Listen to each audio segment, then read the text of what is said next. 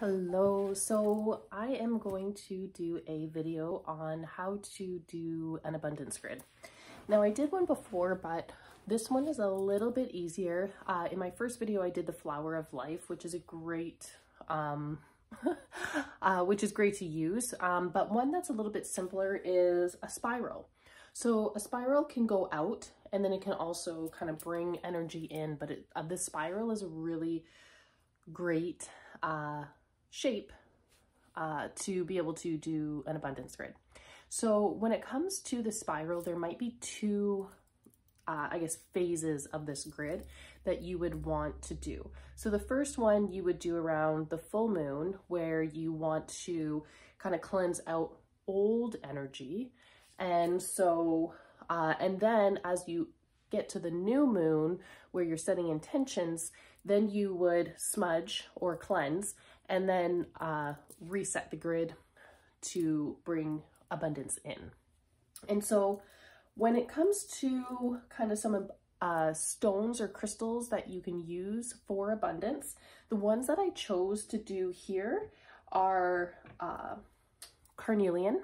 I wear Carnelian around my neck all the time, but I have Carnelian, and then I have Tiger Eye, and I have Jade. So I have some Canadian Jade that I'm using here.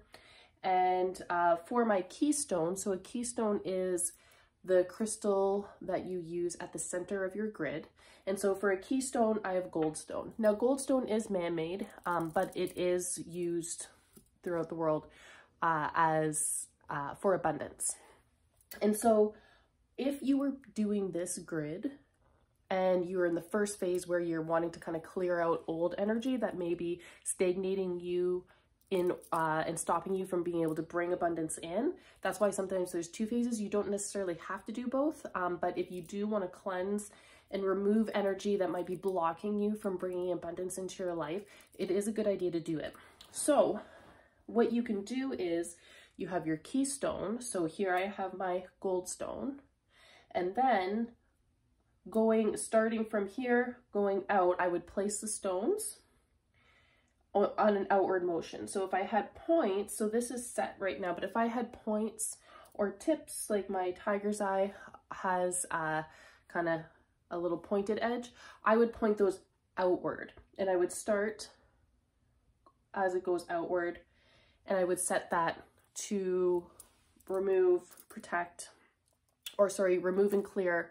And then I have this smoky quartz here that I put here as a grounding and a protector of the grid. Now, I used 3 abundance grids, and this is actually not the first phase, this is the second phase one. So I just recently went through a cleanse and an energy and cord cutting and stuff like that. So I didn't feel it necessary for me to do the first phase. Plus it was a lunar eclipse, so I don't really do any kind of magic work during that time anyways. So the first thing that I needed to do was to be able to prepare my altar. So I cleaned it, I wiped it down, I emptied my smudge thing, I put new candles out, and I got my altar ready. Then what I did was I picked out all the crystals that I wanted to use on this particular grid, and I put them here. And I will often cleanse my crystals using sage, but if you're not into kind of burning things inside, you can do other things. You can place them on like a selenite ruler. We have these available in the shop.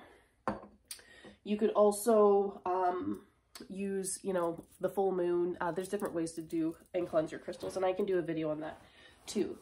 So once I have all my crystals cleansed, then what I need to do is to charge my crystals with their intention. And so because this was an abundance grid, normally I go through and you don't have to do this, but I organize my crystals by type. So I had a row of Carnelian, Tiger's Eye, the Goldstone, and the smoky quartz.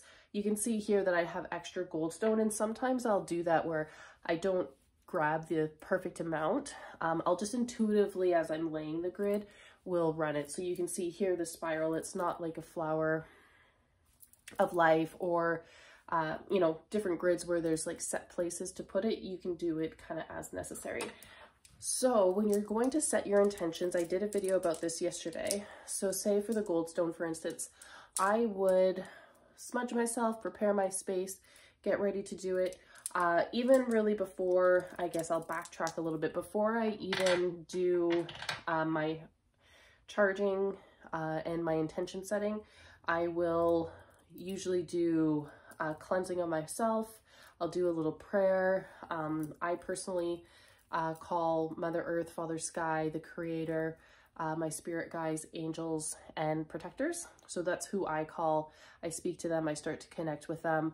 And I like to envision universal energy coming through the top of my head, through my hands, and that I am working with universal energy as I do this. So once I'm at that point and I'm ready to start creating and placing my grid, the first thing I need to do is charge my crystals. So I'll hold them in my hand like this, and usually I'll cup them like this, and I'll say, you know, kind of make sure that I slow down, I relax, I clear my mind, and I say, I dedicate these crystals to the highest good of all, and ask that their power be activated for my focused intention of abundance. Now, you can say abundance if you wanted, you know, abundant, specific type of abundance. You could be really clear about that. I personally say that 3 times, and then I usually have one word that kind of like targets in on what my thing is. So I would say that 3 times, and then I would say abundance, abundance, abundance, and then I would place them down. And you can do them, all your crystals, all at once. I like to kind of go through each one separately, especially because like when you have things like smoky quartz, well, that's not really for abundance in this particular purpose. It's to protect and to ground my grid. So then once I do that, that's when I'm ready to place my grid. And so I will start with the Keystone in the center. And this is the one where I'm bringing the abundance in. And so what I'll do is, where in the first phase, if you're doing the first phase, you would place your Keystone and you would have everything pointed out, and you would start from the center working out, because remember, you're trying to clear out old energy that's stopping you from having abundance. Where now I'm on this second phase where I'm bringing it in. So I would place my Keystone, and then I would start placing my crystals from the outside and working its way in. So as I do this, I still say that same phrase. So I will sit here and I will place the Keystone, and I will say, I dedicate this crystal to the highest good of all, and ask that their power be activated for my intended purpose of abundance. And then I would go through, and each one that I lay, I actually say that there as well. Then once I have those laid, I did my smoky quartz, and I would say, I place this crystal to help protect this grid from negative energy and to ground it so that it may do its work. Then from here, because this is a spiral and I want to kind of start that energy, start that motion, I will come and I will typically go in the motion that I want the energy to go. Sometimes I'll do this, I'll do Reiki on it, thinking about my intention. I'll send energy its way. Once that's done, then I feel kind of good about the grid, and I feel that everything is done. Then from there, I will kind of say my thank yous. I'll do my closing prayer. I will blow out my candles and do all that fun stuff, and then it's set. So I'm gonna let this build up until the new moon. And then once that's done, I can dismantle it, or I can smudge it, recharge it, and let it come again. And so there's a few ways that you can do it. And so, yeah, so some grids you want to do at specific times, where this one can really be done at any time, but intention setting for bringing energy in is really best done on the new moon, where releasing old energy and cleansing and grounding and protection a lot of times is good on the full moon. So if you have any questions, feel free to leave them in the comment section. And yeah, happy abundance creating.